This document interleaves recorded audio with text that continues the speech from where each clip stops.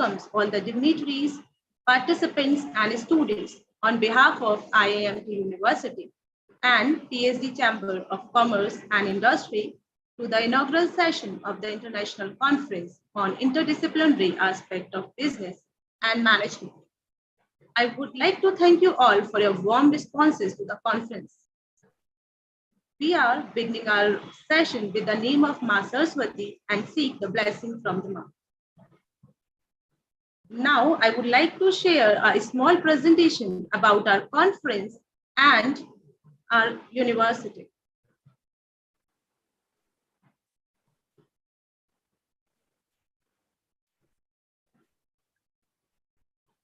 This conference is being organized by School of Commerce and Management. The aim of this conference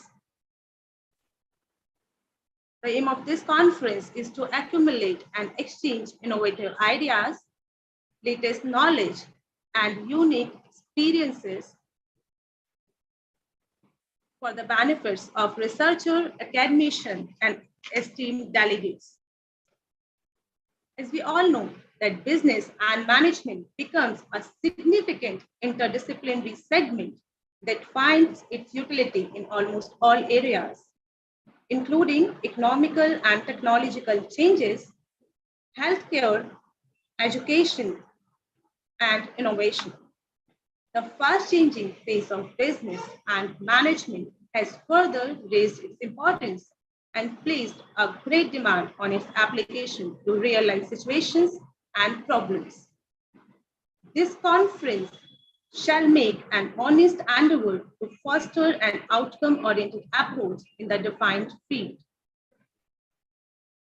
The thrust area of this conference are applications of engineering and technology in the business and management, application of management in science and engineering, human behavior in management, administration and management science, farm economy, growth and sustainability, business legislation, and management of healthcare in the pandemic situation.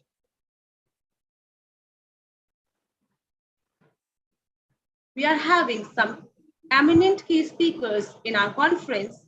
On the day first, we are having Dr. Puran Pandey from Central European University, Australia, Dr. Jatinder Singh, he is Assistant Secretary General, PhD Chamber of Commerce and Industry, New Delhi, Dr. Santarubi Bhuvendra, she is Senior Lecturer in Faculty of Management and Finance, University of Colombo, Sri Lanka, Dr. Sikandar Azam, he is from IBS, Hyderabad, Dr. Satinder Kumar, he is from School of Management Studies, Punjabi University, Patiala, Dr.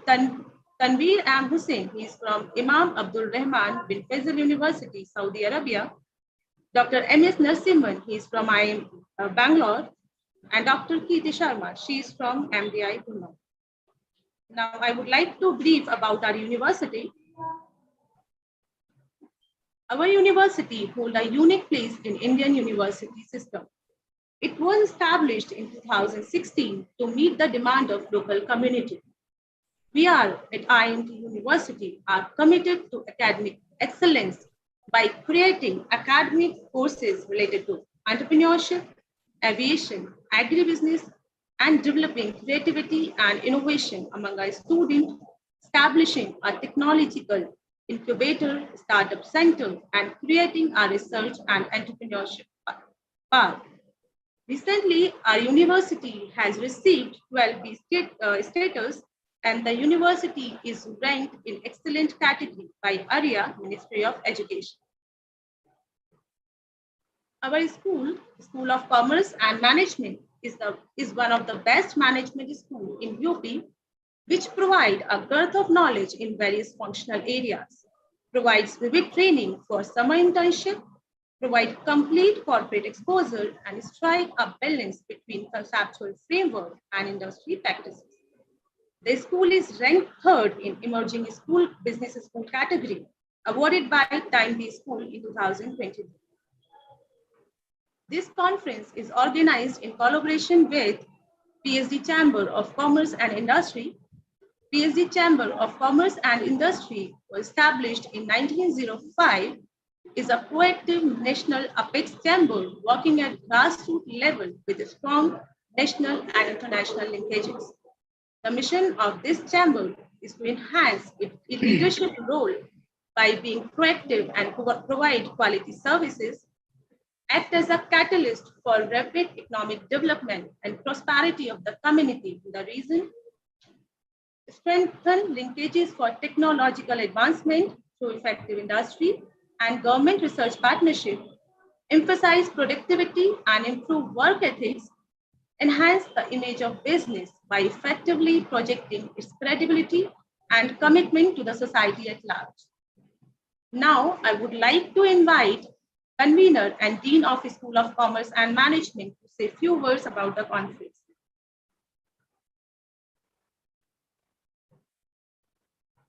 Thank you, Nikita ma'am, for introducing all the participants and our audience, those who are watching on YouTube, about the conference theme and about our university and the school. So I will take it further from here. The purpose of the conference is to discuss, to have deliberations on what is happening into the market at this time in the world. And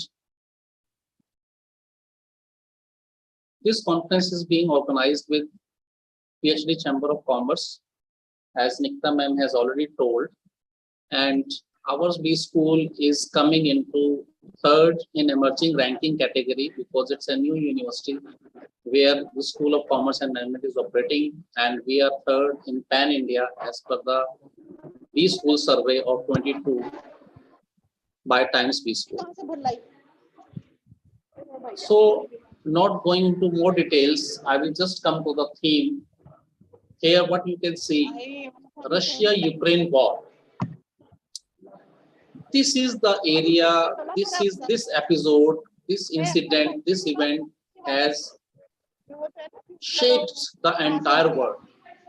It has shaped the entire world, and where it is impacting, we can see the crude oil prices are rising, edible prices are rising, important components of heavy industries, their supply chain is disrupted, and it is leading to hunger and poverty at large in the world. And very important that what we were studying in UN, the having a role to bring peace in the entire world, but UN is also not able to contribute towards the to make efforts to bring sincere people to stop this war, and which is already impacting the loss of lives, and it has shaken the entire world in terms of stock exchanges and all that. We are well aware of this episode. Second thing which is impacting everybody nowadays is that the COVID-19, which has come 2 years back, it has a lot of negative but few positive in terms of people has learned how to live in different ways. Certain industries, they have taken from work from home concept into the system, and still few companies are following those systems. But if we have to see, this has given a very big loss to the humanity and business community and impacted the world at a very large level. There is a study which I have mentioned, which is quoted here, that it has impacted 9% loss in GDP, in US GDP, the data that I'm presenting here. So we can see that what was the impact of COVID-19. And nowadays we are listening to this, that due to turmoil, when we study various political risk, when we study various risks, one of the risks is that is political risk. And we can find here, this is the latest article that I have taken. Sri Lanka falls into default for the first time ever. The countries are getting defaulted. The what way the entire nation is being paralyzed, entire nation is being not able to honor its debts. This is really something very, very bad at this time, when at one point of time we say we are progressing. On the other hand, certain countries are facing this kind of problem. So we have to ponder upon these issues. We have to discuss upon these issues, why this is happening so. When word is already, LPG is already there, all the countries are there, they are working on the open economy system, then what are the regions that has been impacting that the Sri Lanka falls into default category, and we are listening into news that there's a lot of problem nowadays. And yesterday night also, if you have seen, the Pakistan is also getting into the civil war today. It was into the news that a few metro station has been fired by the local people, and this kind of things are not acceptable for the healthy business relationship in the world. Then few more things that I would like to share here.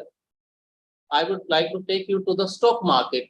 In stock market, Paytm IPO, which was listed on 18th November 21 with a price band of 2080 and 2050 price, and I am showing here on my left the yesterday price, 3 days back price was 543. And the things that I want to focus here is that the merchant bankers, those were responsible for these issues were Morgan Stanley India, Goldman Sachs, ICICI Securities, Axis Capital, JP Morgan, Citi Group Global Market, and HDFC Bank. These all are the big giants into the financial sectors. I really think upon, and I am focusing here that we should need to, there is a need to assess the role of merchant bankers for true valuation and assessment of the share and company. Because a lot of people, this was the largest issue before the LIC IPO that has come to Indian market, and you see the people, those who has invested at the price of 2080 and their share wealth is now 591 per share.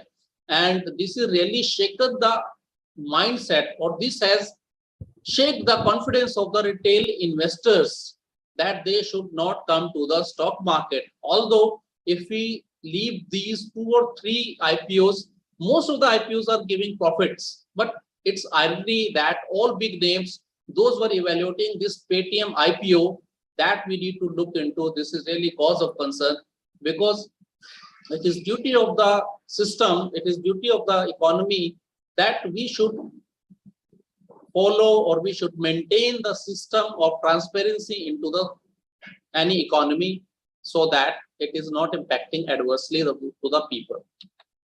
Then one more thing that I would like to here mention, LIC IPO, which was recently issued, and the price band was given 902 to 949, and you can see the price, it is 814. Again, this is the next largest IPO, but again, whether the question remains same for me, that I want to give to all the participants to think on, and all the policy makers, that really what is happening, whether the issue is overpriced or underpriced. It seems to be overpriced at this point of time. What should be done to maintain the confidence of the people? This is really an area where we need to think upon.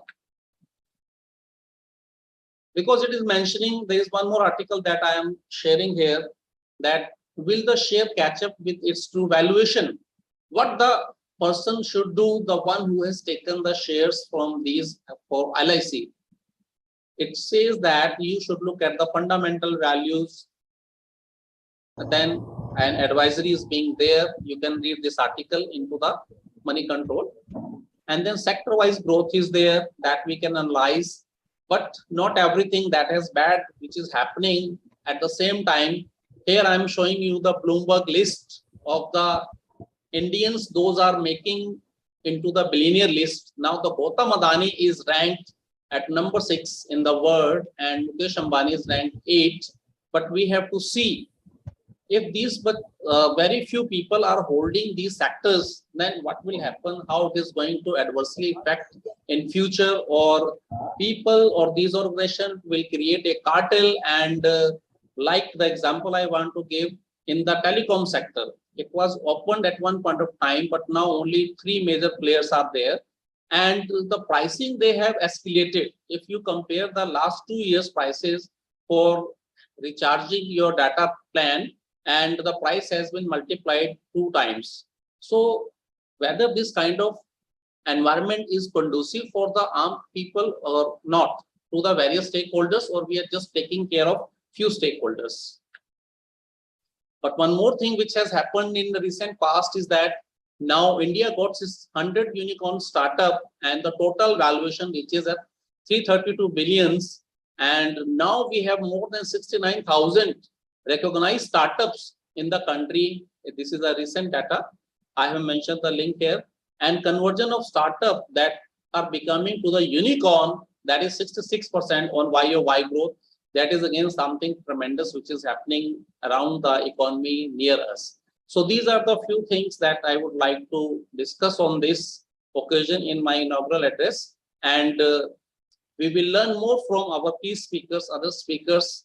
And now from here, I take you to the Nikita ma'am.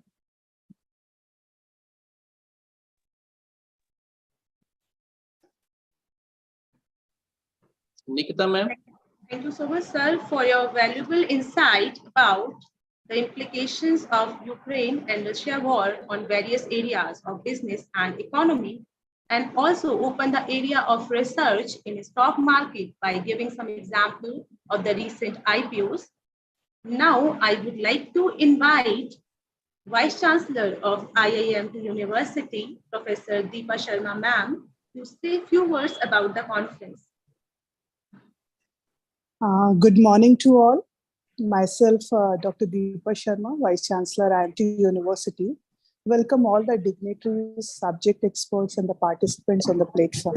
The theme of the conference, Interdisciplinary Aspects of Commerce and Management, is very informative and is covering the wide spread of knowledge related to human behavior and management, engineering and technology and management, farm tech and management, science and management, updates of reforms in the world market, the relevance of topic in the world scenario, pros and cons of COVID period on the world economy and business, political impact, as Dr. Singh has just said, the political impact on the growth of the business stock market, and the relevance of the startups in the world scenario and their contribution in the economy of the nation. I congratulate the organizing team of the School of Commerce and Management with team head and convener Dr. S.K. Singh for bringing the experts from the different countries on the platform to benefit the participants by their expertise, their views in the related areas. So not taking much time, I conclude my words with the best wishes to all the participants. Thank you. Thank you, Nikita. Thank you so much, ma'am, for your valuable speech and gracing our inaugural session. Thank you so much, ma'am.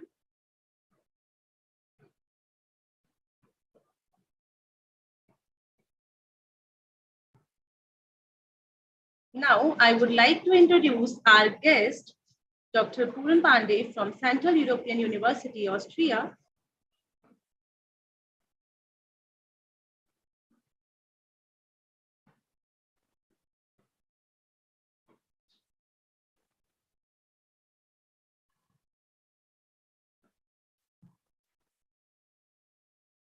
I'm just reading out a very brief profile of the sir. However, it is not possible to describe sir academic and industry involvement in few words, but I will try my best to introduce sir to our audience.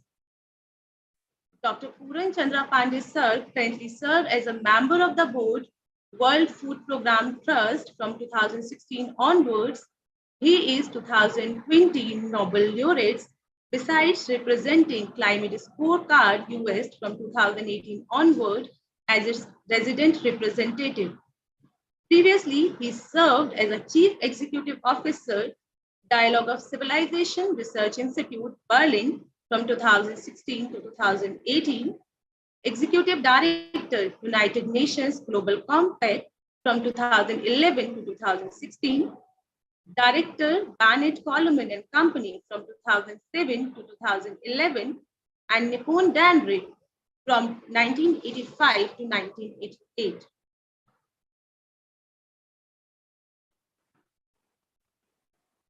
He has chaired and co-chaired government committees to frame voluntary sector policy in partnership with Johns Hopkins University, Indian Planning Commission, and International Labour Organization. He has also served as a member of the Committee of the Whole Commonwealth Foundation UK, Human Rights Committee at UNHRC Geneva, and as India Chair of Holcim Group's Sustainability and Social Audit Committee. Dr. Puran Pandey play a wide-ranging public policy and strategic advisory role with UN, national government, private sector, and think tank of international presence. Now, as a token of respect and appreciation, we would like to present our e-memento to our guest. On behalf of IIMT University, I would like to thank Sir for gracing our inaugural session. Now, I would like to invite Sir to address our audience.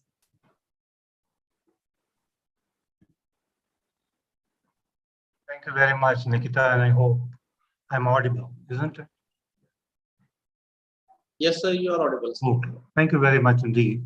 First of all, I would like to really express my thankfulness to IIMT University Meerut, and in particular to Dr. Satish Kumar, who was, quite instrumental in initiating this whole, conference, and also spurring me to make up my mind and come. And because there are some people who you cannot say no. And when we talked about it, I said I'll be very happy to come and be able to contribute to this very, very important conference which is being put together by an academic institution, which is IIMT University and PhD Chamber of Commerce. And I have been privileged to know people from both the sides of the fence. So I'm very happy. Let me congratulate both PhD Chamber of Commerce and IIMT for putting together this very timely and consequential conference or seminar, or whichever way we could probably like to call it as. So congratulations to both the parties to come together and try and put this very, very apt, very timely, and very consequential seminar for the benefit of one and all. And I think when it happens at the level of any university, I feel very happy because it serves several purposes, because it is mandated to do what it does, but then how it goes about doing it becomes more important. So congratulations to both PhD Chamber of Commerce and also to IIMT Meerut. Let me say at the very beginning that I have benefited quite a lot when I heard the dean, and I also heard about certain issues which University and PhD Chamber of Commerce both feel are very, very critical, very important, and how could probably academic institutions and Chamber of Commerce, because they both lie outside the purview of the government and also lie outside the purview of the private sector. So in that sense, both PhD CCI and the university both fall into the bracket of being a non-profit organization. And there's a big debate going on around the world as to what is the kind of a role that non-profit, civil society, academic institutions, chambers of commerce, think tanks could probably play, not only in putting the agenda on the table, but also trying to find some of the very, very critical solutions which might be looked at by regulators, which might be looked at by the governments, which might be looked at by ministries and autonomous institutions, both in the country, regionally and globally as well. So thank you very much indeed for inviting me. Now, I am at a crossroad in a way, after hearing the dean and hearing others about global markets, about how things are happening in the area of stock exchanges, how are the scripts behaving on several stock exchanges, not only in India, but globally. How markets need to really behave in a way that they become the force of good, not force of disruption for people. Because that, if that happens, then we are really going to get into a very, very difficult situation where businesses, I mean, they do not really have any money of their own. They rather borrow the money from banks. Banks in turn take that money from people like you and me. And therefore, the capital of any business, of any entity, is no longer their own money. So they're playing with your money, my money. And if they lose that money in the stock, simply because they're running after the valuation of their enterprise, I can only concur with the dean that if that really were to happen, and were to happen on a sustained basis, which means for a longer period of time, we might head for a very long and very sustained um, inflation, deflation, inflationary processes being up and there, which is really going on to affect everybody, not only the people who have bought the script, the companies, but also the governments, because if the companies are not really going to do well, and they are going to post negative profit on their balance sheet, then you can take it from my side. They will not get enough taxes. And if the governments do not get enough taxes, then their revenue acquisition will be pretty poor. And if revenue acquisition is going to be pretty poor, then the governments will not really be able to deploy the resources on development, on helping people, on welfare of the people, on seeing to it that the poverty is reduced, income inequality is taken care of. And as it has been rightly observed, the three things have hit all of us pretty hard, not only in India, but in the US, in the West, and also in Europe, because I keep on traveling, I have my own interest. And if you really include Africa, the problem becomes even more accentuated. And Asia and Africa, for example, I mean, they have been the two continents, which are pretty big. They have roughly about 77% of 7.5 billion people living in these two continents. And then these two continents are also the continents which have limited resources. They have more number of poor people. Income inequality had always been there, but it is now getting exacerbated by COVID, by conflict, by food insecurity, and by many other factors which are going to combine their strength together and impact the people. And when people are impacted adversely anywhere around the world, then the outcome is conflict. The outcome is social cost going up.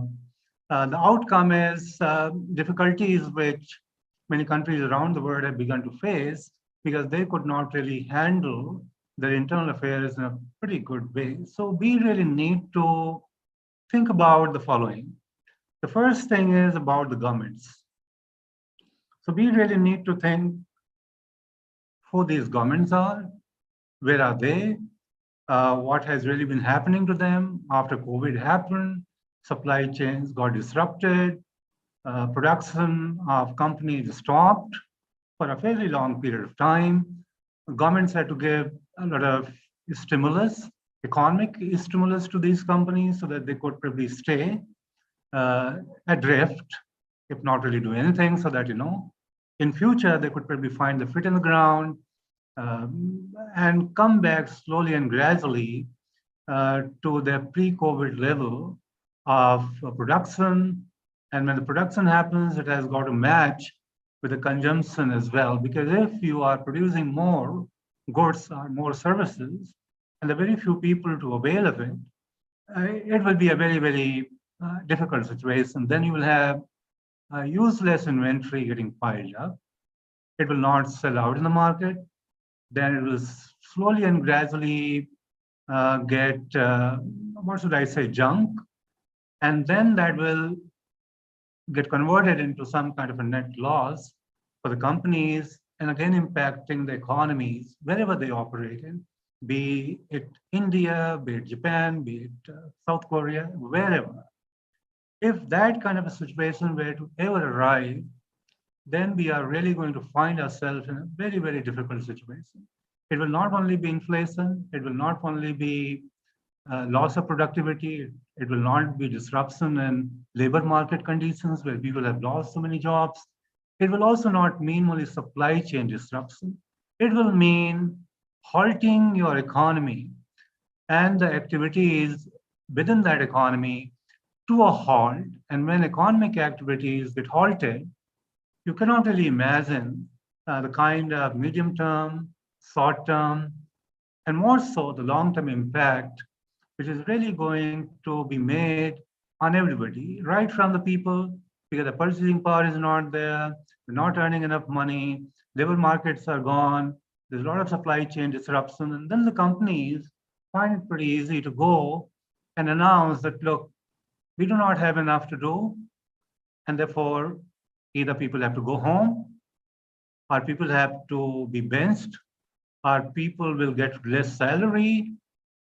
And then if that happens, that inversely impacts the kind of economic activities which we all have. So for example, if I'm earning some money, I spend that money on a variety of goods and services. So I could probably go and buy, food ration for my home. I could go and buy a scooter, or if I have a scooter, I can go and buy a car. I could probably send my sons and my daughters to a better school. All that I'm trying to say is that when I have money, when you have money, we all spend that money on some kind of a good and service, whether we consume it or we buy it, or we, sort of do it in a way that we keep on sort of spending that money that we have on issues and areas and sectors and goods and services, which will not only improve my life and standard of living, but when that happens, when I spend the money, or maybe I have to buy a house. So I'll go to the bank and I'll say, look, this is my, financial situation, and I want some money to buy a house. If I buy a house, construction activities are then going to go up. But if the money is going to go down, everything within the economy and beyond the economy is really going to suffer in a very, very, very, very adverse way. So governments and businesses need to really talk to each other. And it cannot really happen that governments only come out with certain kind of feel-good factors. Look, this is where it is. This is what is going to happen 10 years down the line. So promises are fine, but we really need to see to it that certain things happen quickly and soon enough on the ground so that people have better income, they have more disposable money in their hands, which they could probably then go back and spend that money on a variety of goods and services. And that will really be very helpful for the economy to gain momentum.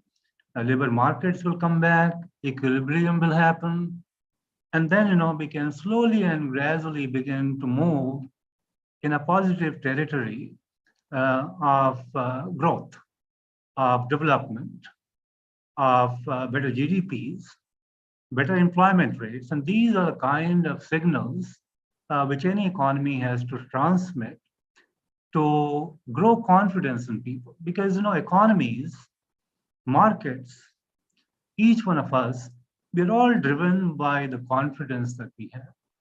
If confidence in the market is low, things will not really happen. And I can really tell you that the IPOs which have been attempted were attempted at the wrong time, with the wrong strategy, and with the wrong vision. I mean, I have no doubt, because if I go back and see what I studied, when I studied economics and international affairs, what I did when I went and worked for some of the best companies and best people, my reading of economics, my reading of international affairs my experience of having worked in Asia, Africa, and Europe, everything fails, and including the UN, which I sort of have something to do with, even as we speak to each other. Now I sit on the board. So I know how the things are happening and how the things are being done. And we need to be really driven by the larger imperatives of helping people. Because if we keep that at the front and center of what we do today and tomorrow, we will not really go too wrong. I mean, we're all human beings, you know. Governments are managed by the people. They're also people, human beings. So people can always make some mistakes here and there.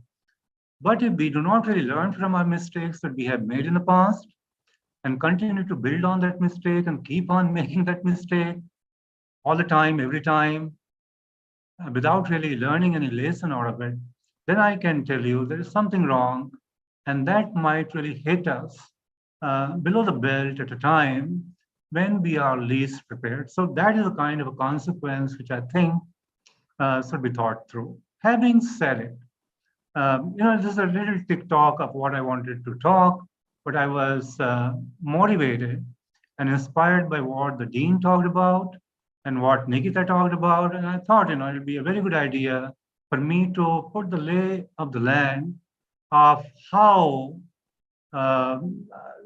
people in the government, how people in the companies and businesses, and how people like you, who are, training and skilling more than 450 million youth across the schools, primary, secondary, colleges, higher education institutions.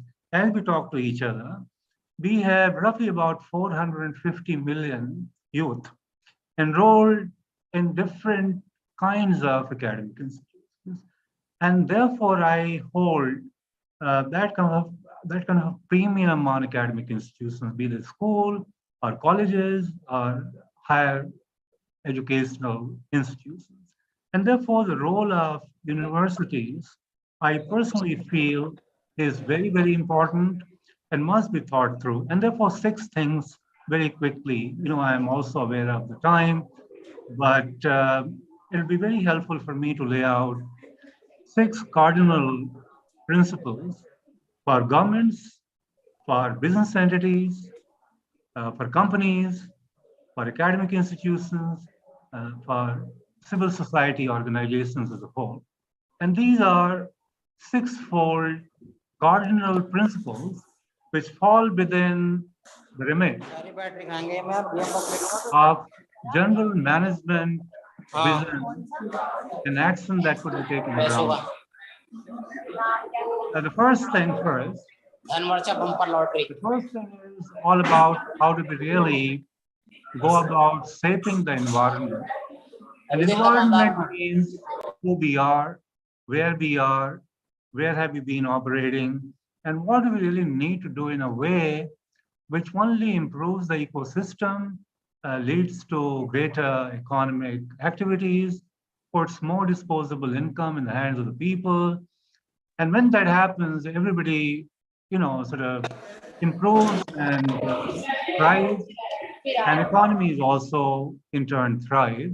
It will give more money to the governments, and government will then put that money into further development of the economy. So it applies to everybody. It applies to governments, it applies to businesses, it applies to each one of us. So the first thing is that how do we really save the environment or the ecosystem in which we are? If the governments have to save their ecosystem, they have to manage their resources better. They have to come out with enabling public policy instruments. They have to deploy physical and monetary tools in a way which will really respond to unpredictable scenarios. And we have all seen what happened in COVID, that those tools failed to operate or act in time, and many people, both within the country, in India, and globally, have lapsed back into the poverty. And this is a UN figure which says that more than 120 million people relapsed back into poverty cycle following COVID-19. So governments have to really see to it that they put the policies, framework, and through that they are more efficient in terms of responding to unpredictable scenarios and situations like COVID-19.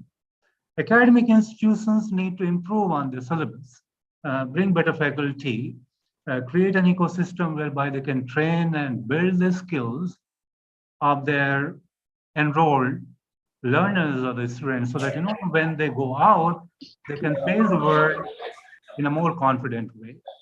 So first thing first, how do we really save the environment in which we live? And it applies to everybody. The second part is, how do we really marshal the resources, which means the money? Money has to be there. If there is no money, none of us can do anything. Be it government, if government does not have enough money, it cannot really do much. If we do not really have money in our hands or in our pockets, we cannot spend it on goods and services. And if that does not really happen, we do not really spur the economic activity, which will ultimately take a growth and your development down. Maybe you can't see it now, you can't see it today, but if there is less resource in the economy and cannot be put back into the economic activity, then the problem would be, today you cannot see it, but 3 years down the line, 4 years down the line, because any economic cycle takes place once in a 7 years period. So you cannot really see what is wrong in the system today. You will only be able to see it over a period of 3 to 5 years. And by that time it would be too late, and you cannot then do enough to be able to put the whole system in order. So we have to really be very careful in terms of how do we really raise the money and how do we really put that money back into economic activities. We will put more money in the hands of the people. They will go and spend that money. Economic activities will happen. Businesses will make more money. They'll give more tax to the government, which will then be plowed back into economic activities. And this is how countries and economies and our communities develop and grow and thrive. Third thing, what about the strategic vision? We cannot do much unless we know where do we really want to go 3 years down the line, 5 years down the road, 10 years here from. So that kind of a strategic vision is very, very important. And everybody needs to really think through it and see to it as to how could that strategic vision be put in a place whereby we do more good or we become a greater force for good for people and the well-being and the mandate. The more the poor people any country has, the higher the possibility or the likelihood of that country slipping into chaos and crisis. I can tell you, you can look at Africa, you can look at Asia, you can look at Europe, you can look at what is happening in the US now. One of the developed economies in the world. People are really going crazy because, inflation, bad policies of the government, and those things are really happening. So it is not really confined to India. So it really goes back to any country, any society, any community, any family.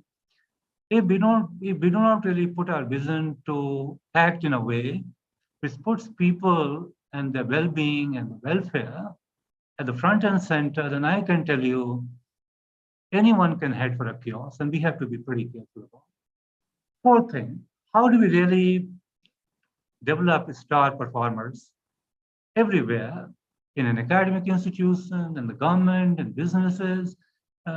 Not everybody is at par with each other. Let's be very honest about it. But we have to try and find out wherever we are. Can we really try and find the best people in the government, best people in the businesses, and best people in civil society institutions, and give them the momentum and courage and openness so that, they can deploy their knowledge, their information, their competence, their expertise, and take that particular institution forward. Forward in a way, again, as I say, put your stakeholders, not only your shareholders, front and center. Gone are the days when companies used to make money only for shareholders. If they do it, they will fail. But similarly, the government, earlier they used to do several things for several things, but now every government around the world acknowledges the fact that if they do not really work for the people at large in a decentralized way, they will really be making a grave mistake which can come back to haunt them. So we need to really identify the right people, the best people, give them courage, give them confidence, um, and give them the authority to go ahead and achieve the vision which has collectively been chiseled out. Fifth thing, which is about how could institutions body build. It is not only for us only that we go to the gym or we do some sit-ups at home and try and see to it that we sort of maintain a good level of BP. We do not really have any illness, or we can really do it in a way that we do not really have to go to a doctor and consume so much of medicine. So we all do sit-ups at home. Some of us will go to the gym and do the bodybuilding as well. And similarly, efforts have to be made by all these three important pillars to see to it that they continue to body build. And they do not really allow the disease to set in without there being known about it. I mean, how can I really not know about the disease which I have? And if that happens, then something very wrong will happen to me. So that is why, we have to body build. Everyone has to body build. And see to it that we all remain in a fairly positive trajectory of well-being, better bodily health, mental health, and the well-being overall. So bodybuilding is something which is one of the recipes that everybody has got to follow through. And it is not only about our bodily well-being or welfare, the health. It is more important in today's day and age that we also take care of our mental health conditions. Because I can tell you, WHO's statistics on mental health situation as we speak to each other is that there are roughly about 1/4 of the humanity which has an adverse evaluation of the mental health. And you can imagine if 1/3 of 7.5 billion people, it is 7.7 billion to be precise, as we talk to each other, you can really imagine a society that we are living in and what might really happen if we do not really take care of the mental health alongside the bodily health of the people in ways that we really need to do it. So bodybuilding is very, very important. And finally, we have to see to it that wherever we are, whether we are working for a chamber, whether we are working for a university like me, or we are working for a business, or we are working for the government, we have to see to it that we have enough ideas, we have enough good people, as I said, we have good vision and plan. This is not 20 years down the line. It has to be today and tomorrow, the day after, and then it needs to really add to a year, 3 year, 5 year, a decade, or whatever it is. But we cannot really live on promises and dreams that somebody can come and weave it for me. If my today is not good, I can tell you, I'm not really going to live for tomorrow to be able to see what really happens, or what good thing happens tomorrow while it is not happening today for me. So two things are settled. Everything has to be done for the people by anyone. It has to be done for the wider stakeholders, and it has to be done in a very, very decentralized way, whereby one person, one institution, one pillar cannot decide and do everything without others getting involved into it. And let me finally close by saying that there are three things which we all need to remember, whether we are academic institution, or we are a chamber, or government, or a business entity. Three things are really going to matter.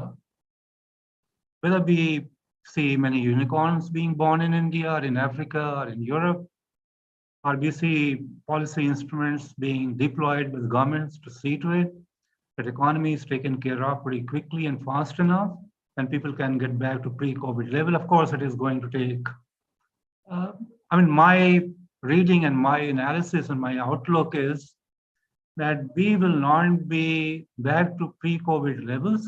And I'm saying it with certain degree of confidence. If nothing else, we will really need to wait if we do everything in the right way, quick enough, soon enough, taking everybody into account with all the good ecosystem, not before 3 to 4 years.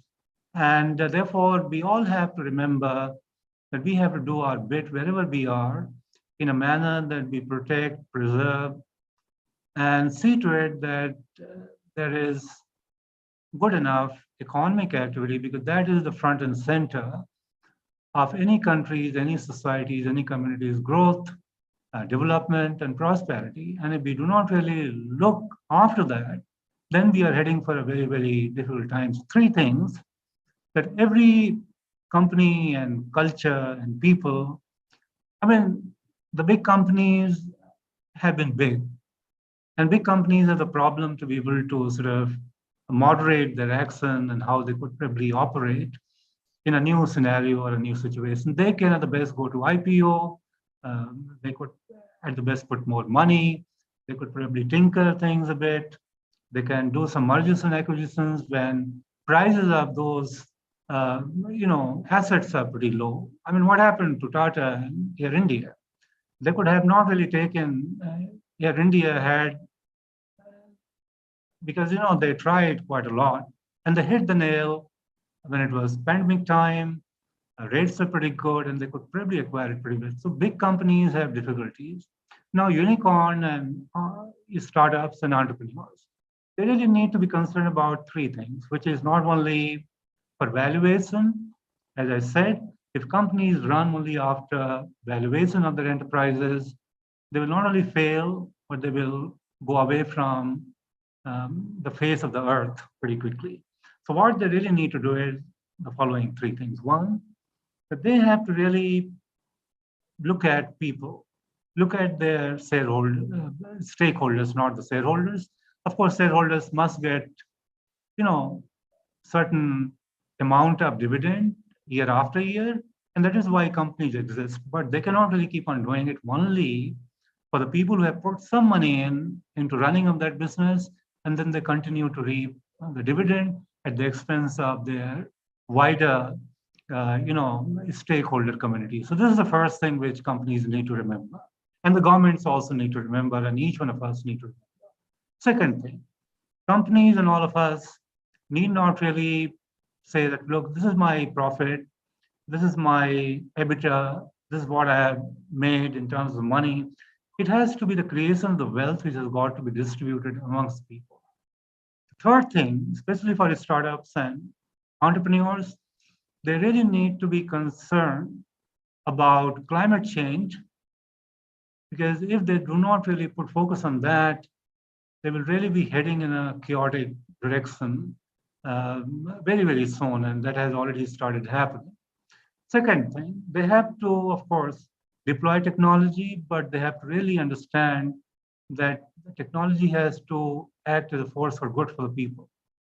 They have to really focus on food and agriculture.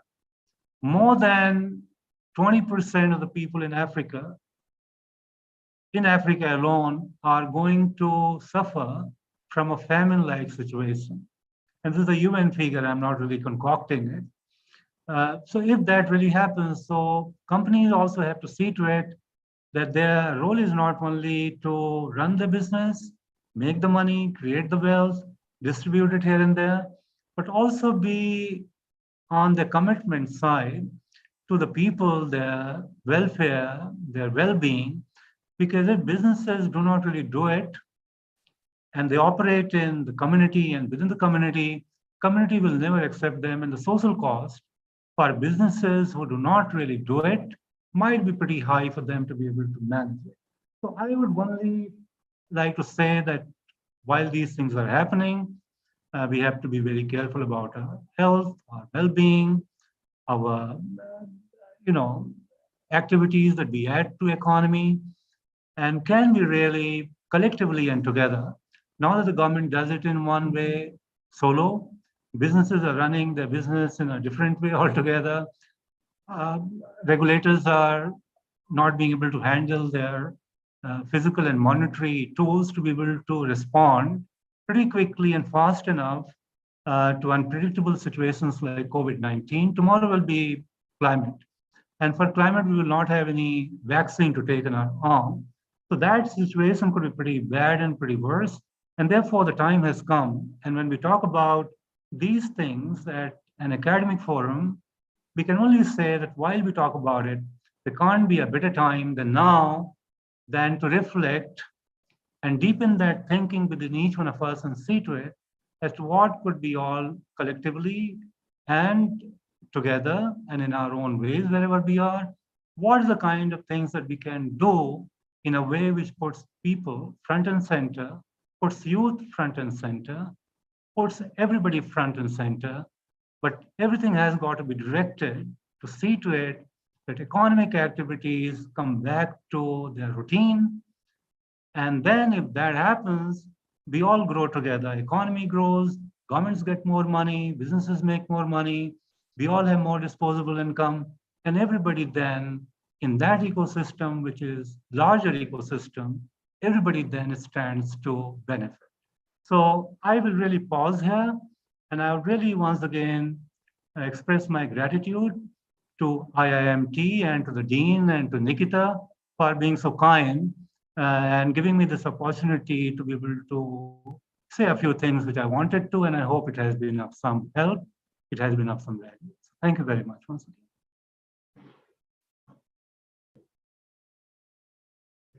Thank you so much, sir, for your words of wisdom on the recent trends in general management and its implication to various business practices.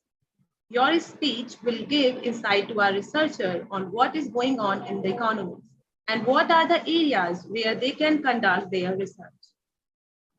Now, I would like to introduce you to the another guest of the day, Dr. Jatinder Singh.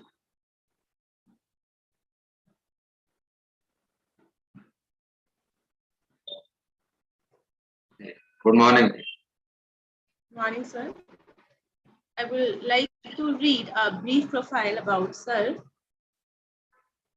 Dr. Jatinder Singh, sir, is having more than 25 years of experience in the senior management level in the domain of sustainability, academia, industrial networking, and policy advocacy. He has been working closely with industry and government through advisory and consultative process on policy issues and campaigns, regulatory initiatives, and working with the government for policy changes to foster industry and economic growth.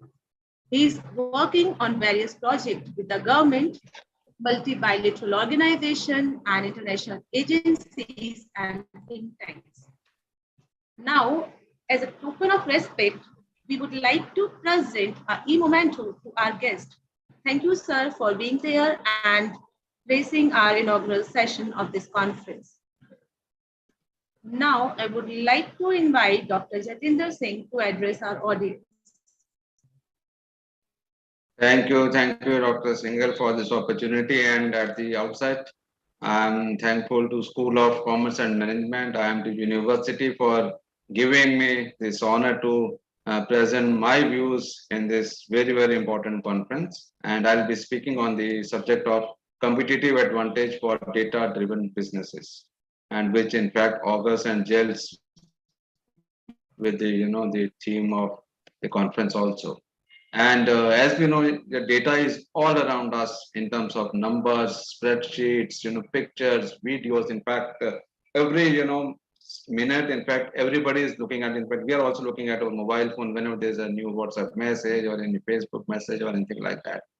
And in fact, now companies are in fact using data and leveraging it to derive impact as well as growth.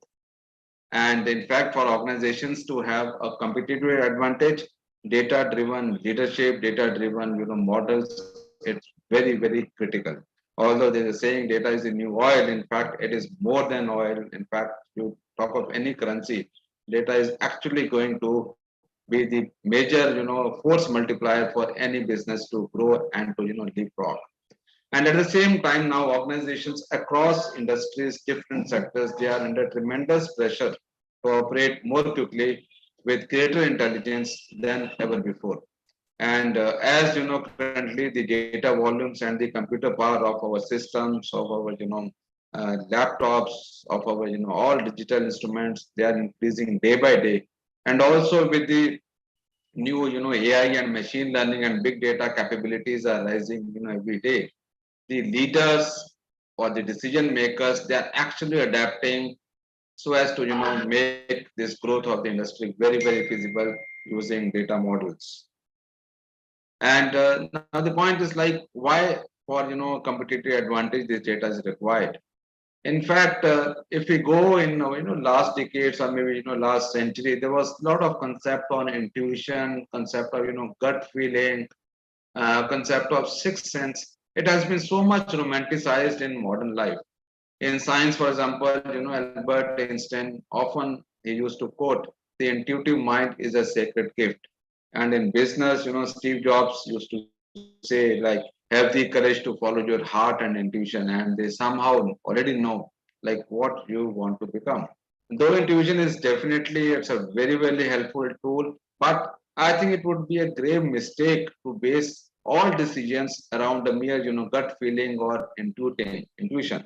In fact, it's only through data we can verify, we can understand, and we can quantify our decision, based models.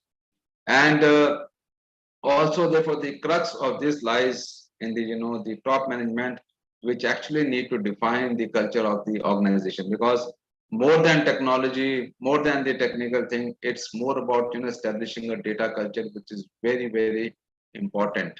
And a data-driven leader actually can see data as a very, very important strategic asset and can actually make think and act data as a key strategic priority. But we know that there's a large amount of data. It does not mean that a company is data driven or it has the the data driven culture. Organizations need to leverage data to derive insights and make decisions based on it. Very, very important. And one of the greatest assets for any business, whether it's a B2B or B2C, is basically maintaining a unique set of customer data in terms of customer interactions, transactions, and also the behavioral history. So whether this is information about consumers' behavior or buying sense or habits or transactions mode, in fact, each and every data point is very, very essential to understand what unique insights a particular data gives. It's more about the quality of data rather than the quantity of data, which actually matters. And if once any organization knows about it and how to actually combine it with the external data sources, external data points, it is very important to build up and maintain a uniquely competitive business, for any organization. But it's easily said, than actually done. It's very difficult to walk the talk, because the biggest obstacle, as I've told you, like particularly for data-driven businesses, is not about the technology. It's not technical. It's basically a cultural thing. Therefore, the biggest challenge, in fact, the organizations who are working on their data strategy, they have to actually run a parallel, drive, so that they're able to make this cultural change as the most critical business imperative.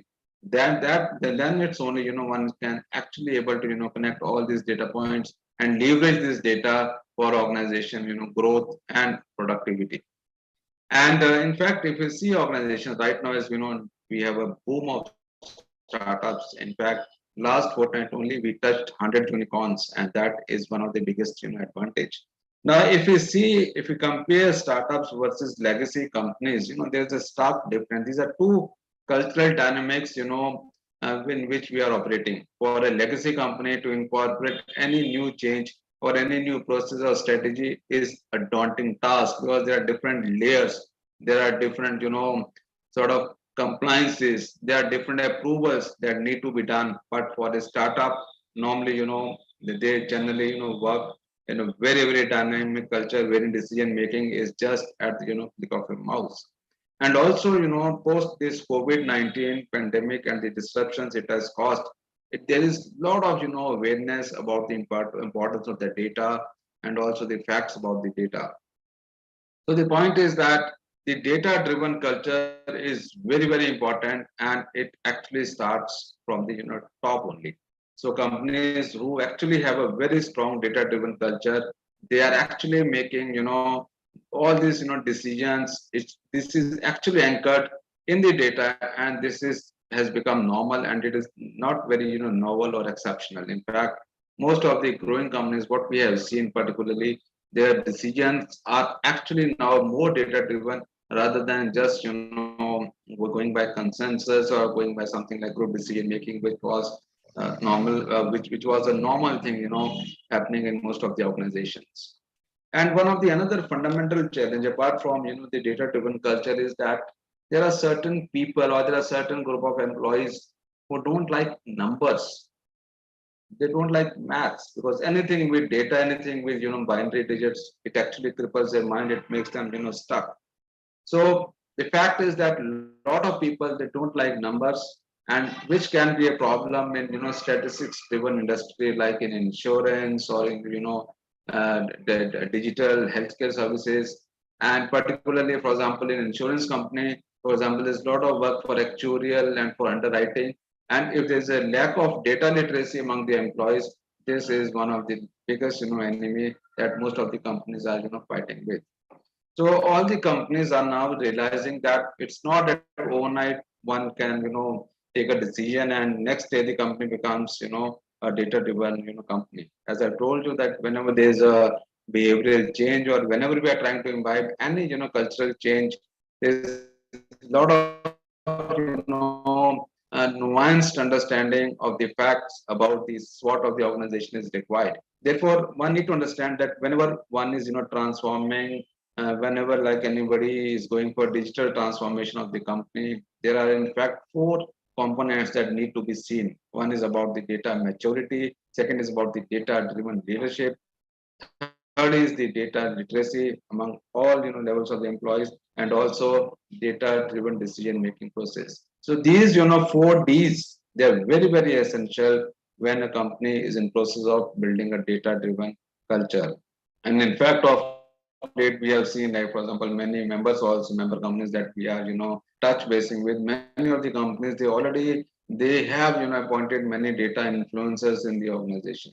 And also within their own workforce, they are handpicking people who are very data savvy, and they are becoming data influencers for their entire organization, and they are serving as the champions throughout the business processes. So what companies are doing, they are making these people going through some induction and orientation program for particular data analytics, and these people go out into the business, they run operations, they work along with the workers in the front line, and that's how they're actually influencing the entire peer group. So this is a novel thing that we are seeing a change happening in industry. So we always propound an important idea that always start small whenever companies are going for any data driven digital transformation, because until and unless you demonstrate measurable business outcomes, it becomes a fiasco. Because as normally there's a saying that Rome was not built in a day, and neither are the data driven organizations. They cannot be built in a day. So the company has to actually demonstrate measurable business outcomes, and also recognizing the transformational change, that any transformational change, it take few years. It cannot be done just by any top layer decision. So the point is that the companies, they are actually now focusing on long-term business values, and India's digital transformation that we are seeing with this Digital India program. This is actually expected to create a data-driven economy of at around $1 trillion USD by 2025.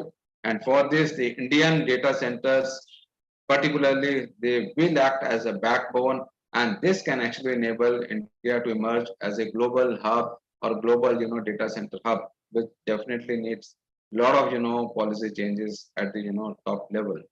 And in fact, if we see like right now owing to the locations and infrastructure, Mumbai and Chennai, they are going to be the largest beneficiary of the potential growth of India's data center market.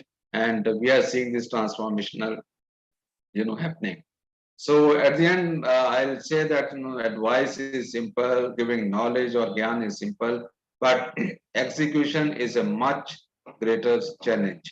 And normally, as I said in the beginning, that data is the new oil, but it's more, far more valuable than this. So we need to start treating data as more than passive asset class. And if we use it wisely, it can actually offer a very, very true competitive edge and actually can take a business in a completely new direction. So at the end, again, I'm thankful to School of Commerce and Management, IIMT University, for giving me this time to present my views and ideas in front of all the august delegates. Thank you very much indeed. Thank you.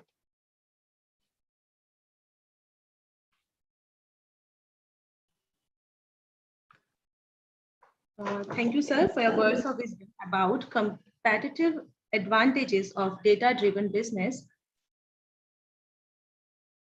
Now, on the behalf of IIMT University, I would like to thank our guest for getting time for us and add glory to this knowledge sharing platform. Thank you so much, sir. Now we will resume further for the technical sessions. So all the presenters, please be ready. Now we are closing our inaugural session. Thank you so much. Thank you all.